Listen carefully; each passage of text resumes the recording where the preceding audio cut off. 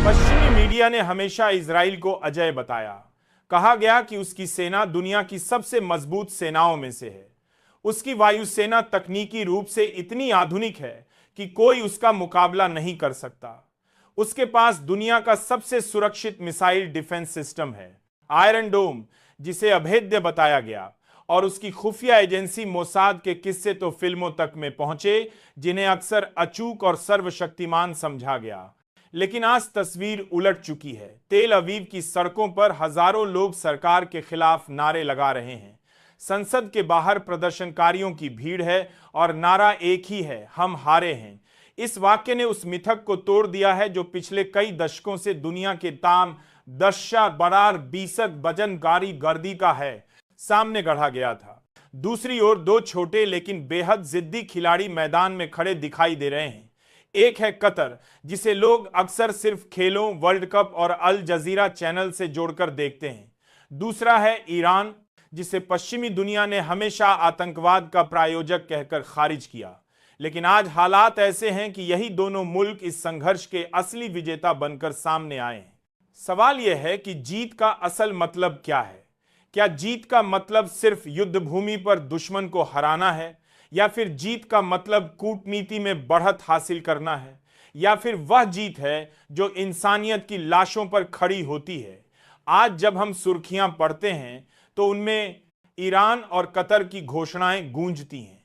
दोहा से शेख तमीम कहते हैं, छोटी सी चिंगारी भी साम्राज्यों को जला सकती है। तेहरान से राष्ट्रपति कहते हैं, ये जीत सिर्फ ईरान की नहीं बल्कि हर उस देश की है जो दबाव के खिलाफ खड़ा है। और तेल अवीव से तस्वीर आती है जहां जनता अपनी ही सरकार पर सवाल उठा रही है। लेकिन असली खेल इन सुर्खियों के पीछे छिपा हुआ है, और वही सच परत दर परत खोलना जरूरी है। क्योंकि कई बार हार केवल हथियारों से नहीं होती, कभी हार मनोबल की होती है, कभी कूटनीति की होती है और कभी छवि की होती है। इजराइल ने गाजा और दक्षिणी लेबनान में जितनी भी ताकत झोंकी, हर बार उसे नए मोर्चे से जवाब मिला। छोटे छोटे ग्रुप जिनके पास न तो अरबों डॉलर की तकनीक थी और न ही भारी भरकम टैंक, उन्होंने इजरायली सैनिकों को रोका, ड्रोन गिराए और कई ठिकानों पर कब्जा कर लिया। आंकड़े कहते हैं कि सिर्फ पिछले 3 महीनों में इजराइल ने 200 से ज्यादा सैनिक खो दिए। यह संख्या उसके पूरे इतिहास में सबसे बड़ी हानि मानी जा रही है।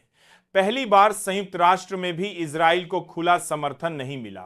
यूरोप की सड़कों पर आरस में नेला पांच करते हैं फिलिस्तीन के झंडे लहराए गए। जर्मनी, ब्रिटेन और फ्रांस जैसे देश जिनका हथियार उद्योग हमेशा इजराइल को समर्थन देता रहा, वहां अदालतों में सरकारों पर मुकदमे दर्ज होने लगे। इजराइल ने खुद को दशकों से एक ऐसे देश के रूप में पेश किया था जो पीड़ित भी है और बहादुर भी। लेकिन गाजा की तबाही ने उस छवि को तोड़ दिया। बच्चों की लाशें, अस्पतालों पर हमले और खुलेआम किए गए नरसंहार की तस्वीरों ने पूरी दुनिया की नजरों में इजराइल को अपराधी बना दिया। दूसरी तरफ कतर है, जो अपनी आर्थिक ताकत और कूटनीति की वजह से दुनिया का ध्यान खींच रहा है। कतर ने साबित किया कि उसकी असली शक्ति तेल और गैस के पैसों से कहीं ज्यादा उसकी डिप्लोमेसी में है। दोहा की मेज पर बैठकर ही सबसे अहम बातचीत हुई। अमेरिकी राजनयिक वहां पहुंचे, ईरानी प्रतिनिधि वहां मौजूद रहे और गाजा के नेता भी उसी टेबल पर शामिल हुए। कतरी फंडिंग से हजारों परिवारों को राहत मिली। भूख और तबाही के बीच यह फंडिंग उनके लिए जीवन का सहारा बनी। ईरान ने इस लड़ाई में तकनीक और विचार दोनों से अपनी ताकत दिखाई। उसने लो कॉस्ट लेकिन दुनिया को एक झंडे के नीचे लाने की कोशिश की। लंबे समय बाद ऐसा महसूस हुआ कि मुस्लिम देशों में एकता की संभावना पैदा हो रही है। लेकिन दोस्तों, असली सवाल यह है कि यह जीत किसकी है? क्या यह जीत सिर्फ कतर और ईरान की है, या यह उन बेनाम फिलिस्तीनियों की जीत है जो मारे गए लेकिन झुके नहीं? क्या यह जीत उस मां की है जिसने अपने बच्चे को मलबे में खोया लेकिन घर छोड़ने से इनकार किया? क्या यह जीत से बाध्यता 20 का बड़ी बाध्यता जीत उन डॉक्टरों की है जिन्होंने बिना बिजली, बिना दवाई के भी आखिरी सांस तक लोगों को बचाने की कोशिश की? और सबसे अहम सवाल, क्या यह जीत टिकेगी? क्योंकि दुनिया की राजनीति में जीत और हार कभी स्थायी नहीं होती। आज जो विजेता है कल वही हार सकता है, और आज जो हारा है कल फिर से ताकतवर होकर लौट सकता है। यही है इस कहानी की शुरुआत, और इसी शुरुआत से आगे हम उन परतों को खोलेंगे जो बताती हैं कि कैसे एक अजय समझे जाने वाला देश अचानक घुटनों पर आ गया, और कैसे दो छोटे मगर जिद्दी खिलाड़ी विश्व राजनीति की नई तस्वीर बनाने लगे। ये सच है कि युद्ध सिर्फ बंदूकों और बमों से नहीं लड़े जाते। युद्ध कैमरों, अखबारों, सोशल मीडिया और अंतर्राष्ट्रीय मंचों पर भी लड़े जाते हैं। गाजा की गलियों से निकली हर तस्वीर, हर वीडियो, हर लाश की चीख ने दुनिया की संवेदनाओं को हिला दिया। अल जजीरा जैसे चैनलों ने और सोशल मीडिया प्लेटफॉर्म्स पर वायरल होते वीडियोस ने वह सच दिखाया जिसे पश्चिमी मीडिया सालों से दबाने की कोशिश करता रहा।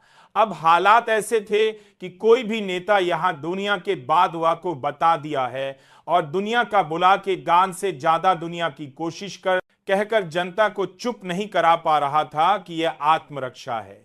लोग साफ कह रहे थे कि यह आत्मरक्षा नहीं। यूरोप की सड़कों पर लाखों लोग फिलिस्तीन के समर्थन में उतर आए। जर्मनी, ब्रिटेन, फ्रांस जैसे देशों में जिनकी सरकारें हमेशा इजराइल के साथ खड़ी रहती थीं, वहीं सरकारें अब अपने ही नागरिकों के गुस्से से घिर गईं। अदालतों में मुकदमे दायर हुए, संसदों में बहस शुरू हुई, और विश्वविद्यालयों के कैंपसों में छात्र इजराइल का बहिष्कार करने लगे। यह वह मोड़ था जब पहली बार दुनिया की जनता अपने नेताओं से सवाल पूछ रही थी कि तुम इंसानियत के साथ खड़े हो या फिर हथियार बेचने वाले उद्योगपतियों के साथ। इजराइल ने अपनी पूरी ताकत झोंक दी थी।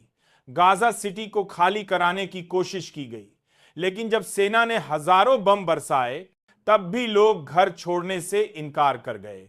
उन्होंने कहा, मौत मंजूर है लेकिन अपनी जमीन छोड़ना नहीं। यही वह जज्बा था जिसने इजराइल की योजना को तहस नहस कर दिया।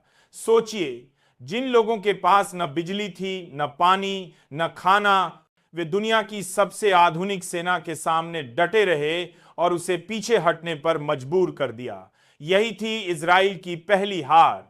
दक्षिणी लेबनान से हिजबुल्लाह ने लगातार हमले किए, टैंकों को निशाना बनाया गया, ड्रोन गिराए गए और कई इजरायली सैनिक बंधक बनाए गए। यहां ईरान की भूमिका बिल्कुल साफ दिखाई देती है। ड्रोन और मिसाइल टेक्नोलॉजी सीधे तेहरान से पहुंची, यानी इजराइल को एक ही वक्त में दो मोर्चों पर लड़ना पड़ा, गाजा और लेबनान। यही उसकी दूसरी बड़ी हार थी। लेकिन युद्ध सिर्फ मोर्चे पर नहीं, मनोबल में भी लड़ा जाता है। जब सैनिक यह देखने लगे कि उनकी सरकार पर जनता भरोसा नहीं कर रही, जब नेता अपने ही देश में घिर जाएं, तब सेना का आत्मविश्वास भी टूट जाता है। इजराइल के प्रधानमंत्री नेतन्याहू पहले से ही भ्रष्टाचार के मामलों में फंसे हुए थे। अब इस हार ने उनकी साख पूरी तरह खत्म कर दी। संसद के भीतर से ही उनकी आलोचना होने लगी। मीडिया खुले तौर पर कहने लगा कि आलोचना के बाद मरी दाखी ऐसे बाती में बाती है, हमारी सरकार ने हमें धोखा दिया। जनता पूछ रही है कि अरबों डॉलर का बजट किस काम आया, हमारी सुरक्षा ढाल किस काम की, अगर बच्चे ही सुरक्षित नहीं हैं। अमेरिका, जो हमेशा इजराइल का सबसे बड़ा साथी माना जाता रहा है, उसने इस बार आधे रास्ते में ही अपने हाथ खींच लिए। वॉशिंगटन ने बयान तो दिए, लेकिन निर्णायक कदम उठाने से बचता रहा। कांग्रेस के भीतर पहली बार यह बहस छिड़ी कि क्या हमें ऐसे देश का समर्थन करना चाहिए जो दुनिया के सामने अपराधी बन चुका है। विश्वविद्यालयों में अमेरिकी छात्रों ने कैंपस प्रोटेस्ट शुरू किए। यहां तक कि अमेरिकी युवाओं ने सरकार से पूछा कि क्यों हमारे टैक्स का पैसा जंग में झोंका जा रहा है, जबकि हम अपने ही नागरिकों को स्वास्थ्य सेवा और शिक्षा नहीं दे पा रहे। यही वह चौथी दरार थी जिसने इजराइल को और अकेला कर दिया। दोस्तों, हार हमेशा किसी न किसी की जीत से जुड़ी होती है। इजराइल हारा तो किसने जीता? कतर ने इस जंग का सबसे बड़ा डिप्लोमेटिक फायदा उठाया।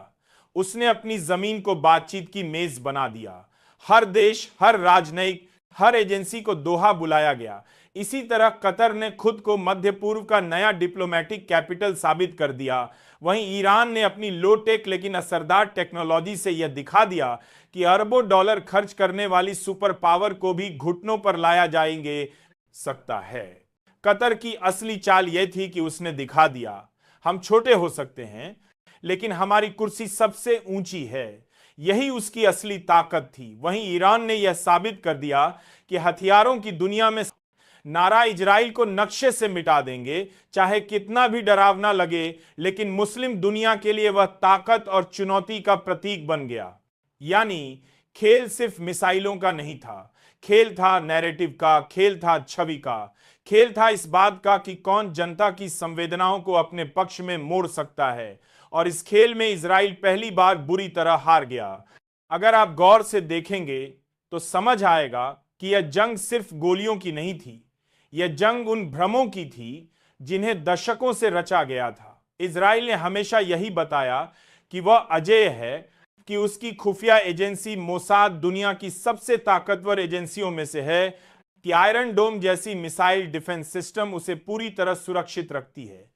लेकिन इस बार इन सब दावों की पोल खुल गई। गाजा से दागे गए छोटे छोटे रॉकेट्स ने भी आयरन डोम को चकमा दिया। यह वह झटका था जिसने इजराइल की सुरक्षा छवि को दुनिया की नजरों के विदार के दस्से दावों की में गिरा दिया। दुनिया ने देखा कि अरबों डॉलर खर्च करके बनाए गए सुरक्षा तंत्र को एक गरीब, घिरे हुए और भूख प्यास से जूझ रहे समाज ने चुनौती दे दी। यही वजह है कि पश्चिमी अखबारों ने लिखना शुरू कर दिया कि इजराइल अब सुरक्षा निर्यातक देश की छवि खो रहा है। जो देश पहले हथियार बेचकर, टेक्नोलॉजी बेचकर अपनी ताकत का रुतबा दिखाता था, वही अब सवालों के घेरे में है। लेकिन असली कहानी सिर्फ इतनी नहीं है। असली कहानी है नेतन्याहू की सियासी हार। नेतन्याहू ने अपने पूरे करियर में यह नैरेटिव गढ़ा कि वही इजराइल की सुरक्षा की गारंटी हैं। उन्होंने हमेशा जनता को डर दिखाया, कहा कि दुश्मन हर जगह हैं और सिर्फ मेरी सरकार आपको बचा सकती है। लेकिन इस जंग ने उस नैरेटिव को तोड़ दिया। अब जनता कह रही है कि अगर आप इतने सालों से प्रधानमंत्री हैं, अगर आप इतने सालों से सत्ता में हैं, तो फिर यह हाल क्यों हुआ? यही वजह है कि इजराइल के भीतर नेतन्याहू को हटाने की मांग जोर पकड़ रही है।